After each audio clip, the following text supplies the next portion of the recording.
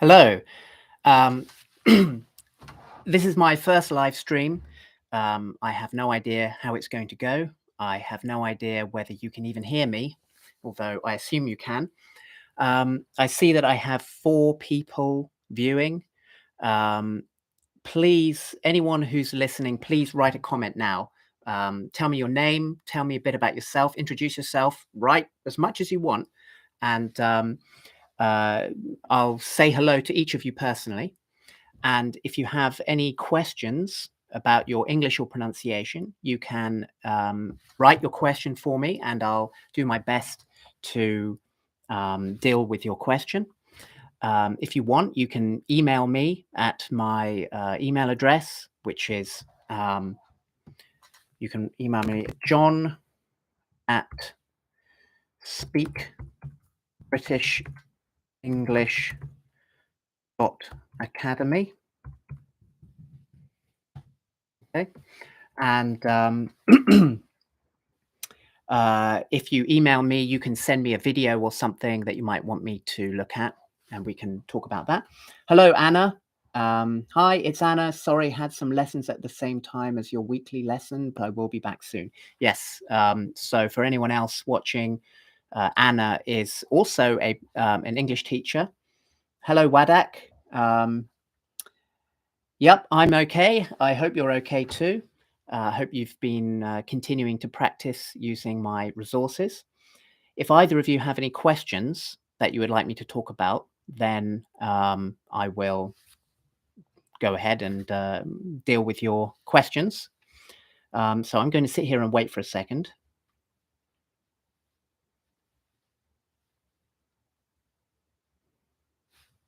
Looks like it's just the two of you at the moment.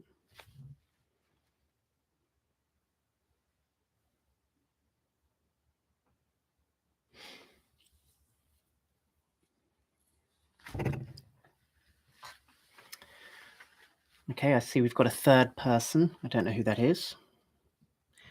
As I was saying, if you're watching this stream, then please just write a comment with your name. Just say something about yourself. A couple of people have already introduced themselves. And if you have any questions about anything to do with English or pronunciation or British culture, then let me know. Okay, so we've got a question. Thanks very much for helping me out there. What is the key important thing that you would like people to know about British English intonation? Now, that's a very good question. Well, a few things come to mind.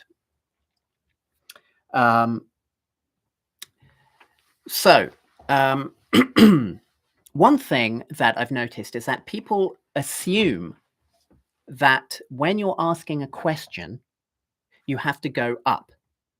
Okay, so sometimes people will say like something like, what day is it today? Okay, people in particular do this when reading.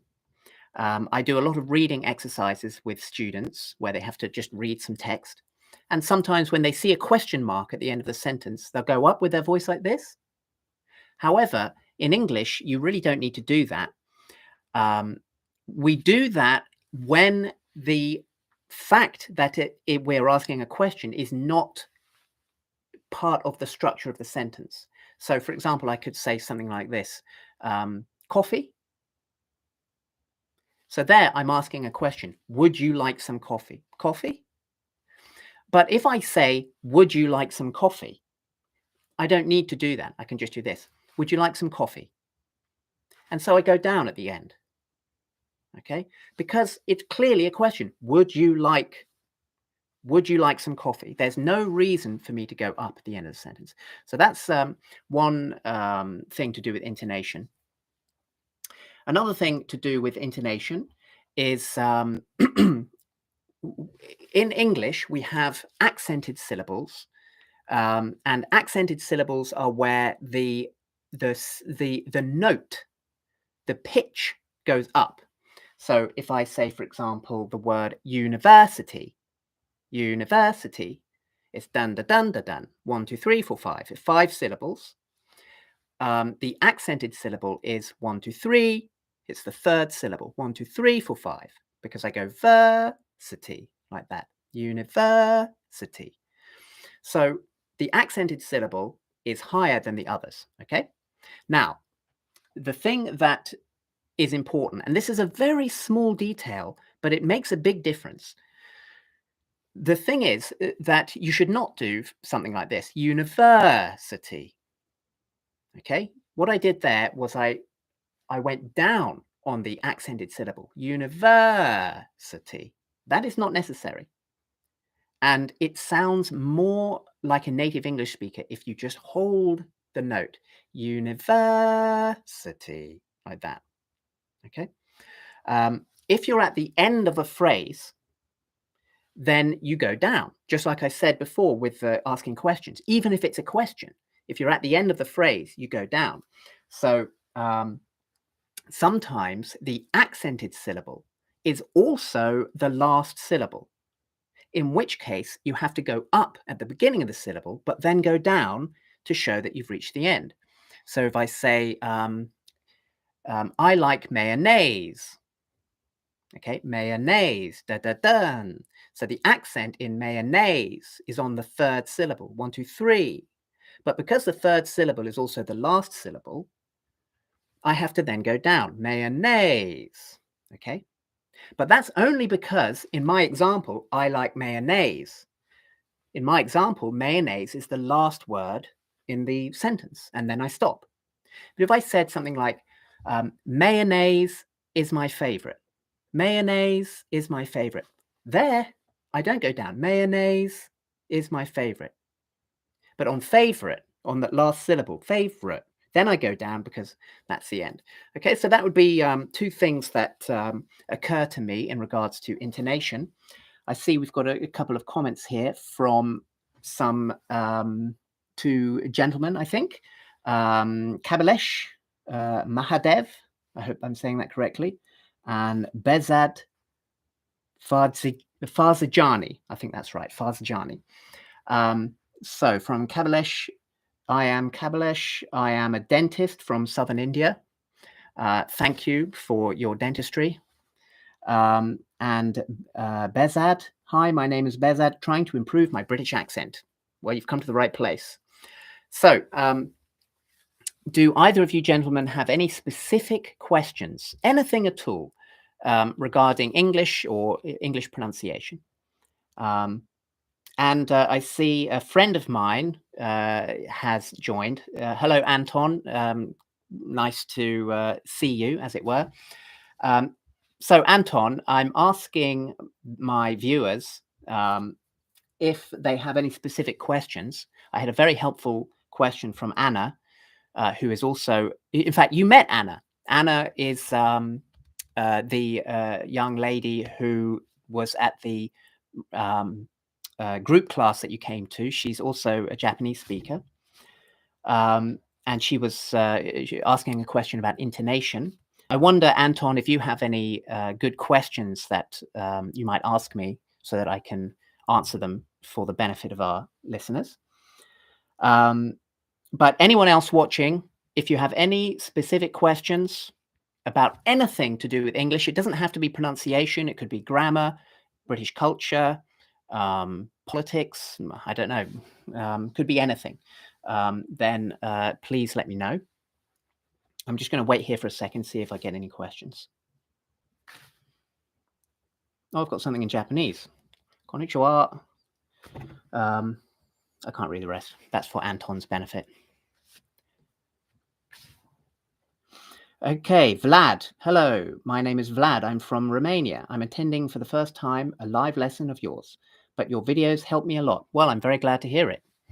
So, Vlad, tell me more. Which videos in particular have you watched, if you can remember? Do you have any specific questions that you'd like me to address at this time? Anton, I think some students have more difficulties with intonation rather than pronunciation. If only you had been here sooner. For example, Farsi speakers. What do you think? Farsi speakers? I'm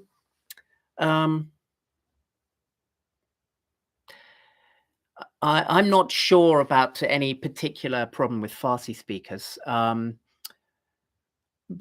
like most people who come from that part of the world, um, people from Iran tend to overpronounce this r sound.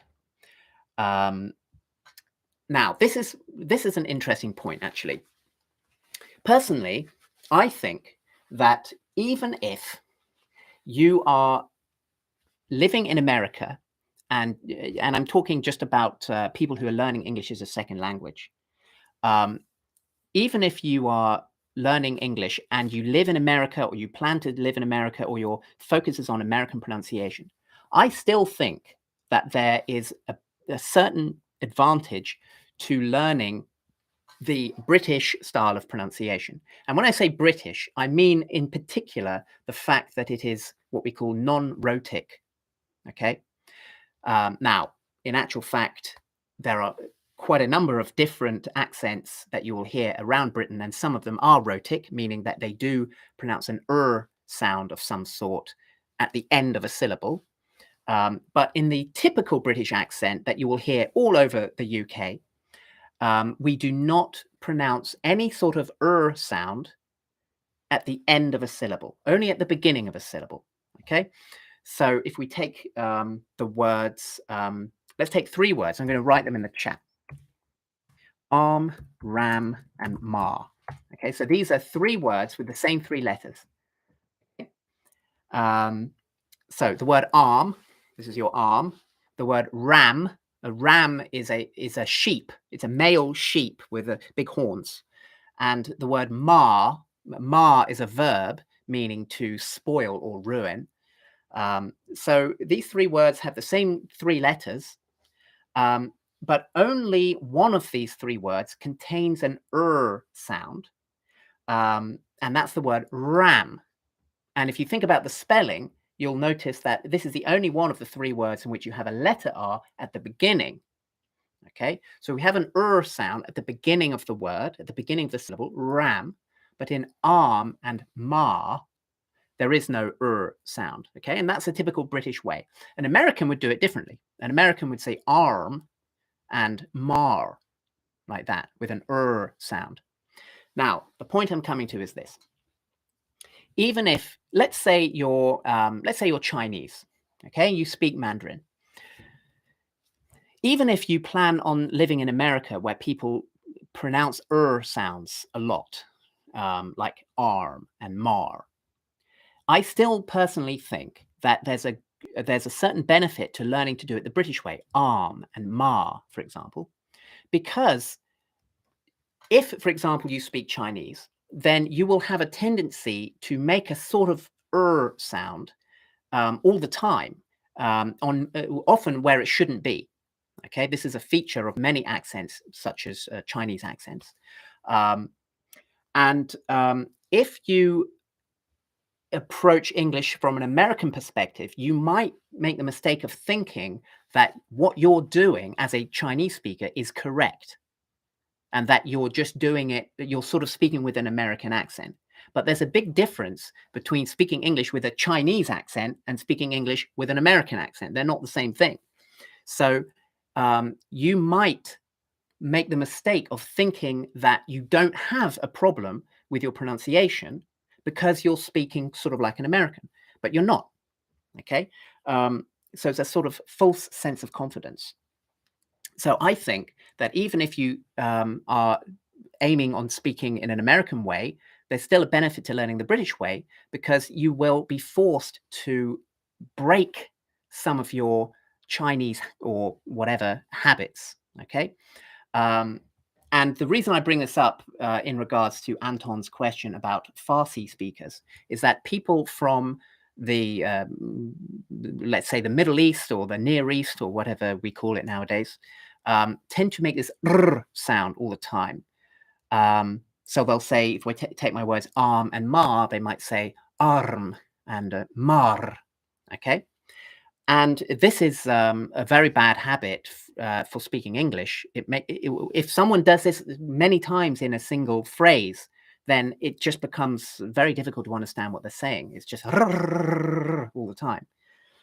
So this is a habit you must break. And I would say that even if you're speaking Farsi or you're speaking Arabic, even if you live in America and you want to speak like an American, you should still try to break this habit of going "rrr" all the time, okay? Because it really makes things unclear. I hope my rambling answer has been interesting for some percentage of the 8 people watching. So let's look at some more of these comments. Right, Farsi speakers have this constant rising intonation. Yes, I'd need to hear an example. I'm not sure what you mean, but I did talk about intonation a bit earlier. Okay, I had problems to pronounce work and walk. Your video helped me to solve it. Glad to hear it. Yes, these are 2 very common words which people who are learning English tend to pronounce the same way. People tend to say walk, whether they mean work or walk. And it's a good example of how spelling is not a reliable guide to pronunciation. I think that you can learn a lot from looking at pieces of writing by young British or American or whatever children, native English speaking children. Because, and I'm sure Anton will remember this just like I do. I remember learning to write, read and write when I was, 5, 6, 7, that sort of age, learning how to write and read.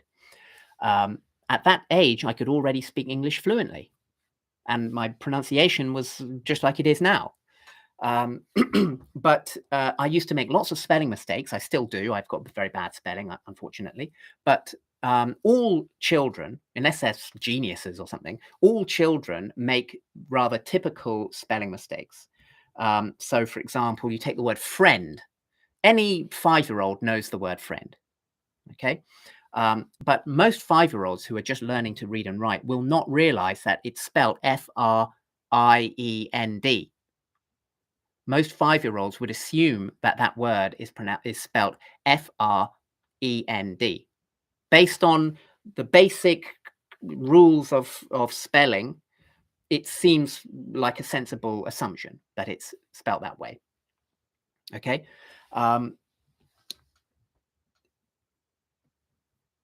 So my point is that if you look at writing by young children, you can see into the mind of a native English speaker.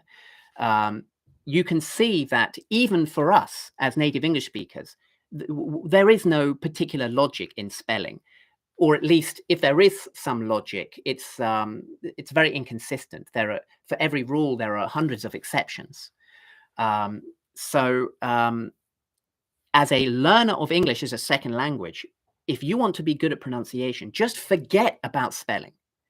Do not think that the reason you can't pronounce words correctly is because you don't understand the correct way to interpret the spelling. That is not the reason.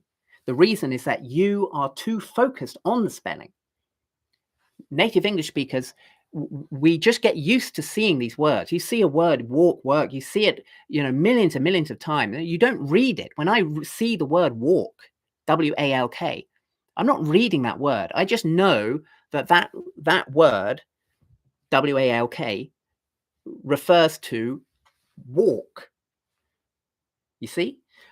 So yes, get away from thinking in terms of spelling. Just open your ears, listen to when you're watching TV, you're watching British TV, you're listening to British people, you're talking to people. Just listen and trust your ears. Trust that what you hear is correct. So I hope that was helpful. So as you know, I've been done with vowels lessons and now I'm learning the consonants. I've reached to the lesson 7, which is about s and z, and things are going very well. Glad to hear it. But I remember you mentioned something about the t and d when they come before the n. I understood the t part, which involves a glottal stop, but still not figuring out the d part. I think I know what you're talking about. Next question before I forget, is there ever a flap t in British English? Yeah, absolutely. Perhaps if the t is between two words, if you know what I mean. I think I know what you mean. I think you're sort of saying, yes, pronounce it as buddy. Yeah, exactly. So yes, I suspect that this is a recent development in British English. I could be wrong, but I assume that this is something which has happened in the last, I don't know, 50 years or less, 30 years maybe, 40 years, let's say. As British people have been more influenced by American English from watching a lot of American TV and that kind of thing, we have actually picked up some little things from Americans. And one of these things is the what you might call the softening of the t sound. So yes, if I say if we take the word British, for example, now the typically British way to pronounce that word is British, and as you can hear, I've got an aspirated, somewhat sibilant t sound like that. Tish, British. Okay, but you might hear someone, including me, say it like this: British. And there it's almost a d sound, British, British. Okay, so yes, we do that. However, for the sake of simplicity, I would say that for anyone who's learning British pronunciation, I would say just don't do that. Okay, don't worry about that. It's not important. It's not necessary for you to do that. If you just say British, then that's fine. Yes, so the answer is that yes, native English speakers, including people who are well spoken like me, do say things like British as opposed to British, but this is not really fundamental to British pronunciation, and it's not something that you need to imitate. But if you live in the UK for a long time, you'll probably pick up a habit of doing that occasionally anyway. And of course, another thing that British people do, which is very British, but still you shouldn't do it, is using glottal stops in place of a t sound at the beginning of a syllable. So you will certainly hear British people say British like that. British, British. And that is a bad habit, which most British people, as well as people everywhere else, will interpret as rather coarse and rough sounding. So you shouldn't do that. So yes, basically just use a t sound, British, for example. Okay. Right, now, Wadak, you were asking me about this, the sounds before n. Now, I assume that what you're talking about is words like certain and curtain and Britain. Okay, so this is an interesting point. It's kind of an advanced thing. So let's take the word curtain. Okay, now the basic pronunciation of that word is curtain. It's two syllables. The first syllable is cur, second syllable is tun. Accent on the first syllable. Curtain, like that, curtain. Now, there is nothing wrong with saying it that way. You can say it that way, and that's absolutely fine.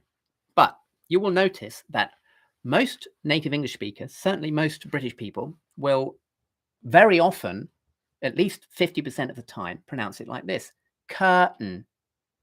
Okay, so what I'm doing is well, this is how I would explain it. This is a bit complicated, but this is really the best way to understand it, I think. So if we look at the basic pronunciation, as I said, first syllable cur, second syllable tun. So there's a t consonant in this word, and the t consonant occurs at the beginning of the second syllable. Okay, the first syllable is cur, second syllable tun. So the t is at the beginning of the second syllable. But what we're going to do now is we're going to put the t consonant on the end of the first syllable instead of the beginning of the second syllable. And then for the second syllable, we're just going to do an n sound. Okay? Now, when a t consonant comes at the end of a syllable, we can just use a glottal stop. To give you another example, we just take a phrase like, if I take the phrase, that one. Which one's yours? That one. So here we've got two syllables, that one. Now, the first syllable is the word that, but because the t at the end of that word forms the end of a syllable, because the next syllable begins with w, that one, one, two, that one, because that t comes at the end of a syllable, not the beginning of a syllable, we can just use a glottal stop. That one. Okay. So similarly with curtain, what I'm doing is I'm taking that t sound, which was at the beginning of the second syllable, curtain, and I'm moving it to the end of the first syllable. And then for the second syllable, I'm not doing any vowel. There's no vowel. It's just n. So it's curtain, like that, curtain. Okay. So it seems complicated, and it takes a bit of practice to be able to do it. But once you get the hang of it, you'll realize that it's actually a lot easier than saying curtain, because it just uses less movement, less air, less energy. Curtain, easy, curtain. Now, we can do something very similar when you have a d instead of a t. So if I take the word burden, okay, burden. So a burden is a heavy load that you have to carry. So the basic pronunciation, and again, this is absolutely fine. You can just say this: burden. The first syllable is bur. Second syllable is dun. Burden. So the d sound is at the beginning of the second syllable. But what we can do is move the d to the end of the first syllable instead. Now, when a d comes at the end of a syllable, like in the word bird, we don't actually need to go d. We can just put our tongue into the d position. So if I take the phrase bird watching, you see, I'm not going d, bird watching. No, I just put my tongue here, bird, and then I go straight to the next syllable, which is watch, bird watching. So similarly with the word burden, I can just put my tongue into the d position, bird, and then just do an n sound, bird, n. Okay, bird, n. And again, this takes a bit of practice, but once you get used to it, you'll realize that it actually makes it a lot easier to say the word burden. Yes, so I think that's probably what you were asking me about. Next time you come to the group class, we can talk about that again. So let's see. Next question before I get, is there a flat? Oh, we just talked about that. Would a British person ever pronounce? Yes. I watched many videos, but I remember particularly the video about walk and work. How to pronounce clothed. Okay, yes, everyone finds this difficult. Clothed. So there's a principle here which is very important. Okay.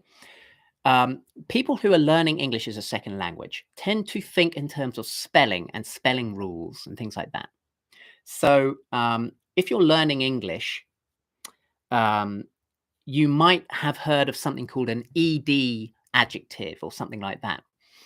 And people who are learning English tend to think that we add ed to the end of a word. Okay, we take the word, we take a root word and then we add ed to make it into the past tense or to make it into an adjective or something like that. But to a native English speaker, it's not like that. We don't think we're taking the letters ed and putting them on the end. Okay, instead we just think in terms of sound. So to give you a different example, let's take the word change.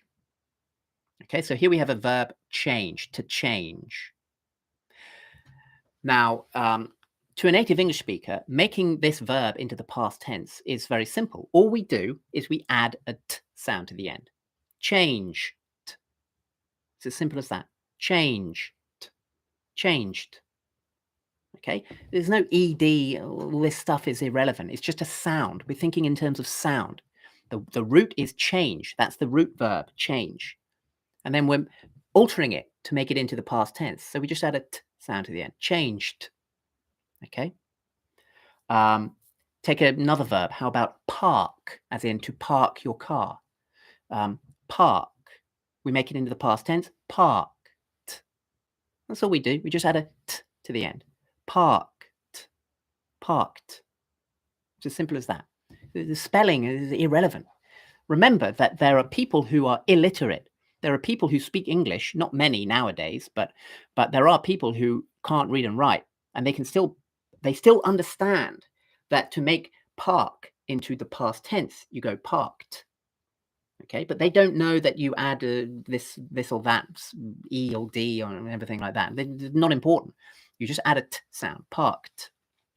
Okay, now, sometimes it's not really possible to do that. So if you take a word like decide, if I want to make that into the past tense, the problem is that I can't just put a t on the end because it's just physically difficult. Decide. It just doesn't feel right to do that. So there we go, decided. You see, decided. So there we have to do it a bit differently because the last sound in decide is actually a d, which is similar to a t. Okay. So as for the word clothed, the reason I was explaining all this stuff about making things in the past tense is that you're probably looking at the word and you're thinking, oh, there's so many different letters and it's confusing, but don't think about the spelling. Okay. Let's take the verb clothe. The verb clothe means to put clothing onto something. Okay. To dress something, either yourself or someone else. The mother I need to clothe my baby. I need to clothe my baby. I need to put clothes on my baby. Okay, so the root verb is clothe. So then to make it into the past tense, I just add a t to the end. Clothed. It's as simple as that. Clothed. Clothed. Okay. You can think of it as a t or a d, clothed, but I would say it's better to think of it as a t. Okay. In my experience, if you think of it as a t, you're going to get a sound which is more like a native English speaker. Clothed, like that. Okay. So it's definitely not clothed or something like that. It's one syllable, just clothe. That's the root verb, clothe, with a t on the end. Clothed. Now, as for the root, clothe, the trick to getting this right is to get the vowel right. Okay. The vowel here is the diphthong O. Okay. Now notice that this diphthong O begins with the sound okay. It's not O. It does not begin with the sound O. It's not O. It's O. You see, clothe, like that. Clothe. And then, of course, at the end, you've got to get this sound. This is a bit tricky. Everyone finds this difficult. It takes a bit of practice. But notice that you can see my tongue very clearly, like that. Clothe. See, it looks like I have two bottom lips. Notice also I'm raising my top lip, and you can see my teeth. Clothe. Okay. And again, then I'm just going to put the t on the end. Clothed, like that. Okay, I hope that answers your question. Okay.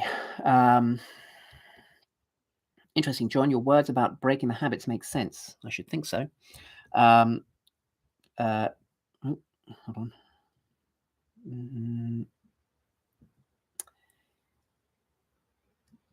So, thanks. What would be a proper British way of connecting words like but, I, and lot of with a proper aspirated t? Okay. Yes, that is the simple answer. Yes, but, I, and lot of. That is basically the correct way. That's the way I would teach you to do it. That's the way you should teach your students to do it. But you may have noticed that a few weeks ago, I published a video in which I'm talking in some depth about Emma Watson's pronunciation. I'm analyzing Emma Watson's pronunciation. Now, I think we can all agree that Emma Watson speaks English very well. Okay, she speaks English better than I do. Okay, she's got a beautiful speaking voice. What perfect pronunciation.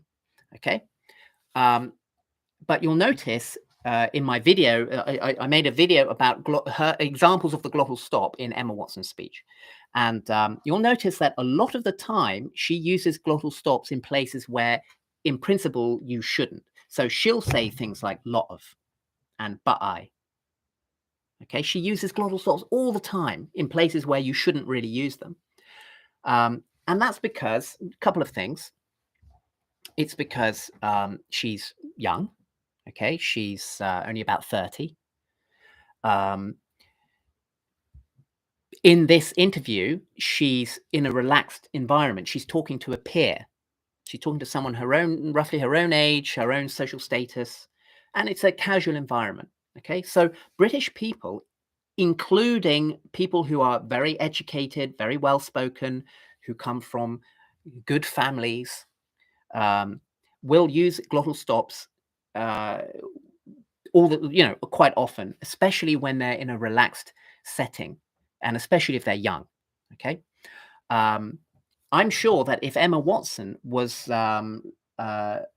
talking to her grandmother or doing a job interview or something like that, not that she's ever going to do a job interview, maybe, but let's say if she was having a meeting with the Queen, that's something she might do. I'm sure she would be much more careful about using glottal stops, and she would avoid using them.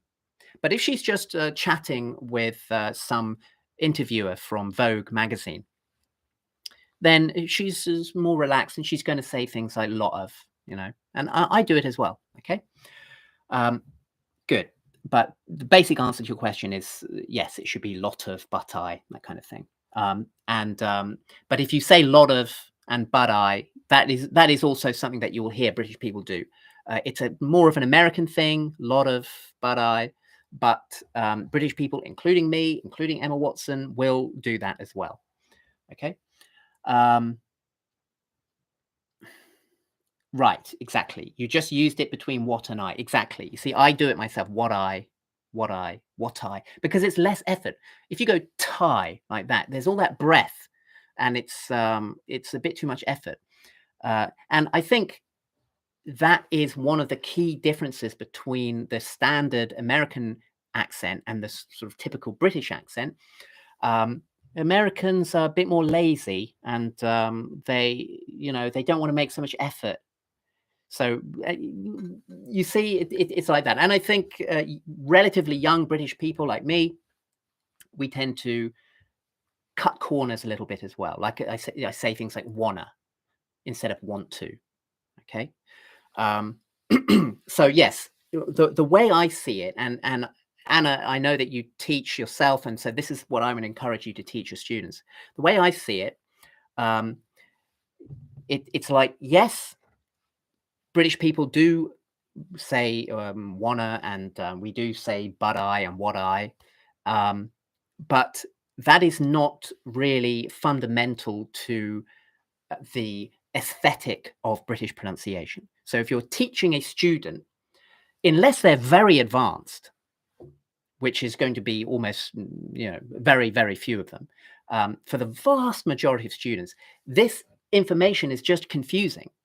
It's not helpful. So just focus on the core aesthetic. The core aesthetic is we use a t sound at the beginning of a syllable, and we use a glottal stop when that t consonant is placed at the end of a syllable. Okay. Yeah, Anton says I do that sometimes without realizing the flapping. Yeah, exactly. See, Anton is very well spoken, and he does it too. Anton went to Harrow. Okay, Harrow is a school, a boarding school, what we in Britain call a public school, because in long ago, centuries ago, these were the first schools to be open to the public, to the general public, as opposed to just teaching, princes and royalty and things. And Harrow is one of the most famous schools.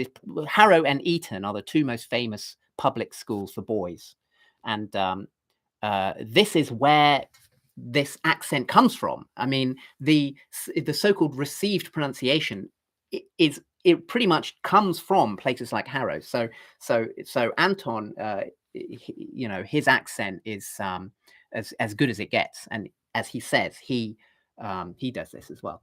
Anyway,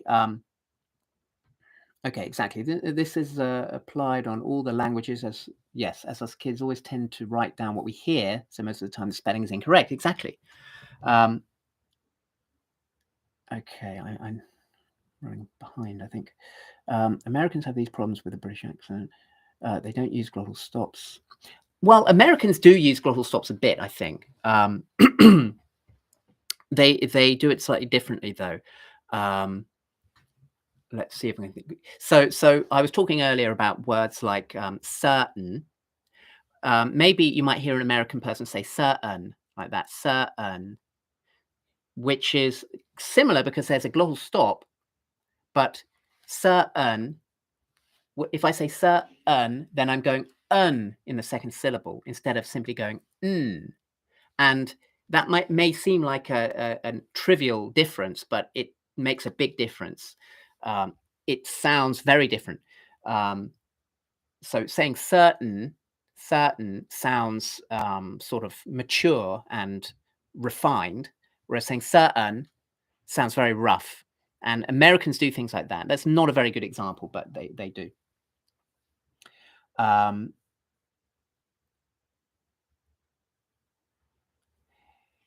Yes, when Americans try to imitate the British accent, yeah, it depends how good they are. I mean, if they're a really good actor, then they'll probably get it right. But yes, Satoshi, thank you for the helpful tips, John. If you had to pick one aspect of pronunciation, what do you think would be the most important? Vowels. Okay, without question, the most important thing is vowels. With my students, I spend about 60% of the time just talking about vowels, at least 60%. Okay, in particular, your long vowels, r, e, or, u. Most people really aren't sure what the vowels are and and don't know how to pronounce them properly. So focus on the vowels. My online school has a course. My first course is called The Vowels of British English. It's focusing on vowels. This is, without question, the most important thing. The vowels. If you think of any phrase as sort of like rooms in a building. So if you imagine a great big hall, okay, great big hall, the air in that hall is like the vowels or the vowel.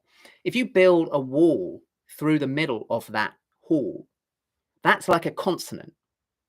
Okay. So you now, if you build a wall through the middle of the hall, you now effectively have two big rooms, and the space in those rooms, that's the vowels, and the wall, that's a consonant. And the wall can just be this thick. It could just be like a thin glass window or something like that, and that's your consonant.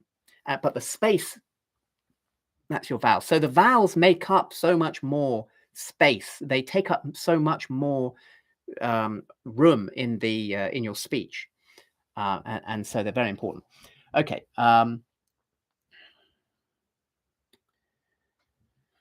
For example, I can think of intonation, rhythm, tone, not so much in the case of English. I know what you mean, yes. Individual sounds and ability to apply certain sound rules in practice, e.g. connected speech. Yeah. Rhythm is important, but rhythm is a lot to do with your vowels, because you've got to get long vowels and short vowels. Okay. That's a question of rhythm. Rhythm means rhythm is just a question of the length of the relative length of combined units. Okay, so a rhythm could be 1, 2, 3, 4, 5, 6, 7. Okay, you've got long, short, short, long, short, short, long. Okay, or long, long, short, short, long. Okay, that's a different rhythm.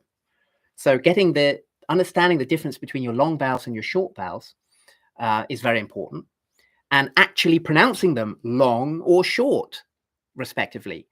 A lot of people just pronounce them all the same length, but they're not the same length. Some of them are long, some of them are short. Okay. And then with your diphthongs, so your double vowels like I, O, A, these vowels, you've got to understand that before an unvoiced consonant, a sound like S or T or P, before an unvoiced consonant, these diphthongs are going to be shortened. So that changes the rhythm. So, for example, if we take the words sheep and ship, sheep, ship, notice they both sound short, sheep, ship, even though the vowel is different. That's because in sheep, as in an animal with wool, the vowel is E. But in this word, the sound E is shortened because it's followed by an unvoiced consonant. So if you then compare the words, let's take the word heed, the contraction heed, as in he would, heed, or the word heed, meaning listen, pay attention, and we compare it to the word heat. There's a difference in the rhythm, heed, heat. And that's because the vowel, the E vowel, is compressed in heat. And there's a space, you see, heat, dun, dun, heat. So that's a difference of rhythm. Okay, also about changed, is there not a voiced consonant in the past tense? Right, I mentioned that. Yes, in principle, you're right. It is a voiced consonant. It's changed. But in practice, it's not like you have to go like this, changed. And if you think of it as a voiced consonant, then you run the risk of mispronouncing the word and going changed or changed, something like that, which is wrong. It should be like this, changed. Okay. But yes, it is in principle, in theory, it is a voiced consonant. And this is indicated by the length of the preceding consonant. Because if it were really an unvoiced sound at the end, then it would be pronounced more like this, changed, changed, as opposed to changed. Okay, so the principle here is that with consonant sounds, often the consonant shows itself indirectly through how it affects the preceding or the following vowel or the preceding or following consonants even. Okay, so it's got a sort of secondary effect. So yes, here, because it's changed and it's long like that, change, that means that the t sound at the end must be, in principle, a voiced sound. But in practice, that doesn't mean we go d, changed. We just go changed. Okay. Maybe it's different if we're connecting. If we say like changed it, I changed it. I'm not saying changed tit, changed tit. So it's not aspirated. It's just changed it. But if I'm just saying changed or it changed, then I don't need to go duh. Okay.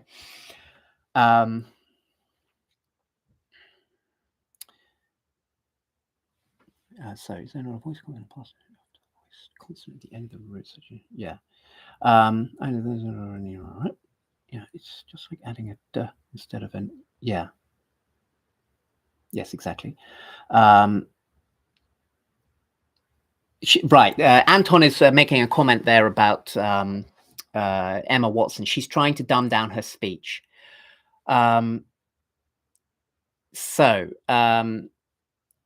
Yes, I know what you mean. That's a somewhat cynical way of looking at it. You're kind of accusing her of being a hypocrite, or not a hypocrite, of being pretentious.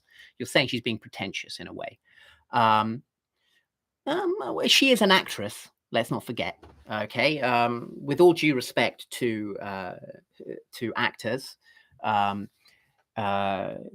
certain kind of person goes into acting, and maybe she's just prone to adapting herself to the context. You know, it's the kind of person she is. So I wouldn't necessarily accuse her of dumbing down her speech. That sounds a bit harsh, but maybe you're right. Maybe you're right.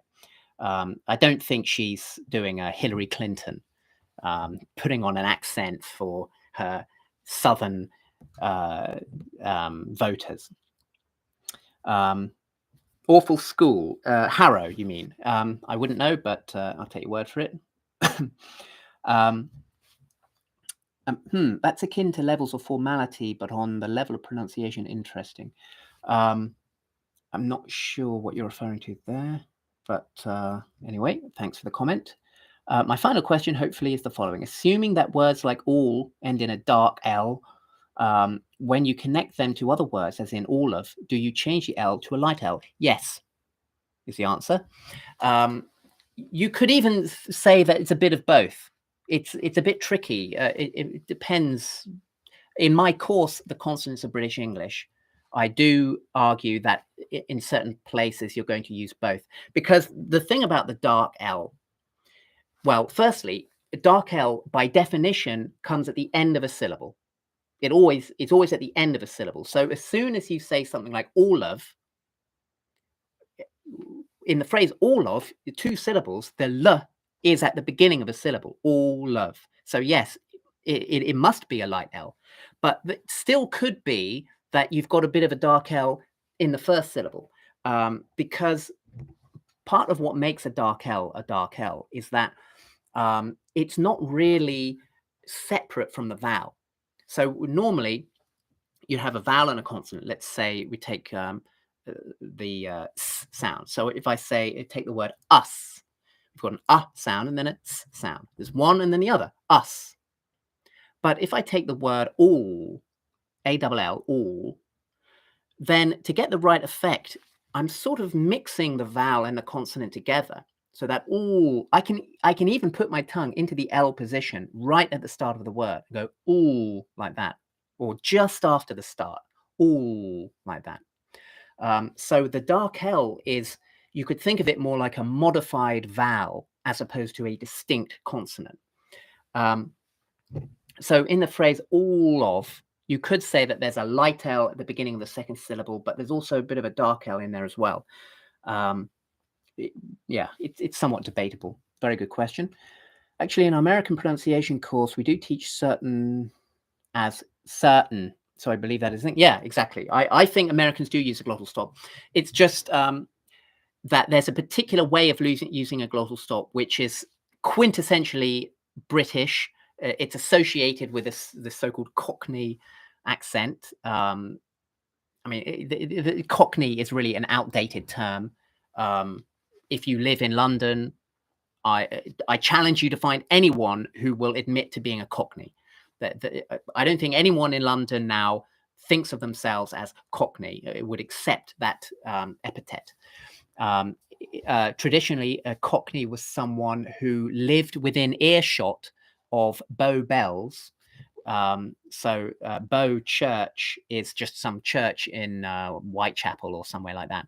And if the bells are ringing ding, ding, ding, ding, and you can hear it from where you live, then you're a Cockney. Okay. But in modern London, you probably can't hear the Bow Bells from very far away because of all the traffic noise. And it's just we live in a different world now. London isn't the same place it was in the Victorian era. There are certainly still people who have that accent, which we think of as Cockney, but they wouldn't call themselves Cockneys, and they wouldn't necessarily live in Whitechapel. They might live anywhere in London. It's just a sort of general, what you might call a white working class accent. Not necessarily white people, but mostly it's going to be white working class people whose families have lived in London for many generations. I can't even remember why I started talking about that. So yes, the glottal stop. So there is this sort of Cockney accent, and one of the features of that is using glottal stops in places where you kind of shouldn't really do it. So if I take a word like Britain, Britain, Britain, going like that, or take the word button, you could say button, button, and that just sounds very bad. Butter is the classic one. Bread and butter, butter, as opposed to butter. So I don't think Americans would ever say butter. They'd say butter, like that, butter. So yes. Anyway, the creator is supposed to be pretty knowledgeable linguist. Creator of what? Of your course, right? Yes, no doubt. Yeah, many students struggle with those voice consonants, so it's also okay to teach the s in rules. Yes, precisely. Um, yes, exactly. Some Japanese people end up saying zoo, rule zoo. Yes, precisely. In my course, The Consonants of British English, I talk specifically about Italians and Japanese people because, as you know, Italians tend to go like this all the time. So Italians would say rules like that because they're thinking voiced rules. Um, so when you say forget about voicing it, just make it unvoiced rules. It becomes easier to break that habit of adding a vowel because vowel is voice.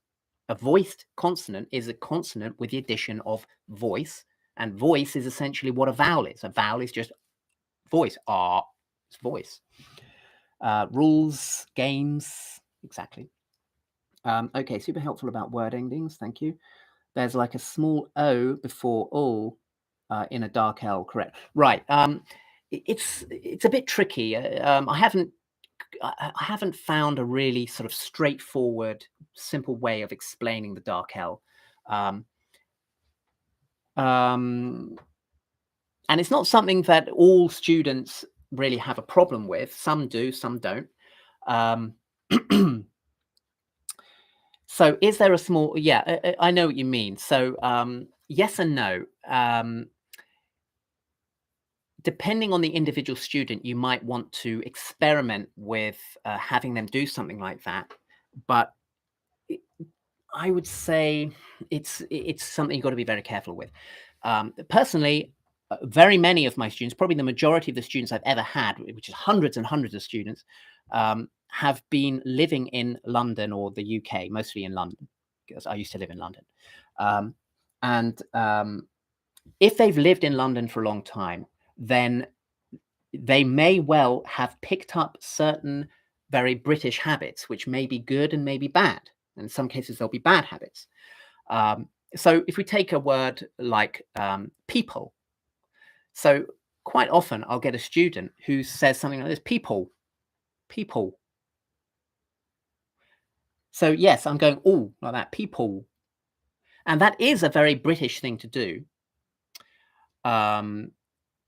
But it's not really what I would recommend. Instead, you should do this, people, people, as opposed to people. But in other cases, if you take the word all, if your student is just making the L sound just too strong, too obvious, then you might find it helpful to tell them to just round their lips more, like all, like that. In fact, if you take a word with more than one syllable, if you take a word like always, you can just take away the L completely. Just don't even bother lifting your tongue. Just make it or, like the word or. Always. Always. If I say always, then I don't think anyone's ever going to even notice. Always. It sounds fine. Always. I'm always on time. Okay. Whereas going all the ways, that sounds really foreign, really bad. Okay.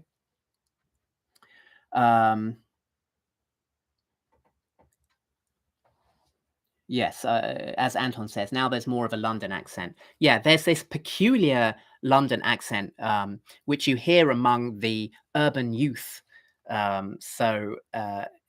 Anyone who's lived in London a while will know that, especially if you've lived in some of the less touristic areas, anyone will know that we have a real problem with teenage boys. Teenage boys, 15, 16, 17, that sort of age, who just seem to want to make an enemy of society. And among this urban subculture, there's this peculiar accent, which is really difficult to imitate. And it's a mix of elements of a sort of London working class accent, the kind of Cockney accent, with elements of Jamaican and Indian, lots of Jamaican slang in there. Um, I recommend, if you're interested, watch a film called Attack the Block. This is a comedy. You will need subtitles. It's an excellent comedy from a few years ago, and it's about a bunch of teenage boys in London. And it's although it's a very silly sci-fi comedy, it's in its own way, it's very realistic. It's obviously written by people who really know London. Do British people tend to joke about their own flawlessness, but they hate the fact if anyone points out the bad habits of flawless. Okay, can't quite make sense of that. Their own flaws, but they hate the fact if anyone point out their. I'm not sure what you mean by that, but you're probably right. Okay, so that's been an hour. So that's been better than I thought it would be. So that's good. Hopefully, some more people will come along next time. Thank you so much for coming. Do come next time, because it really supports me. It helps me to make a video that's vaguely worth watching. And remember that tomorrow I have my group class, so you can come to that as well. And yeah, so this is me signing off. Thanks a lot. Goodbye.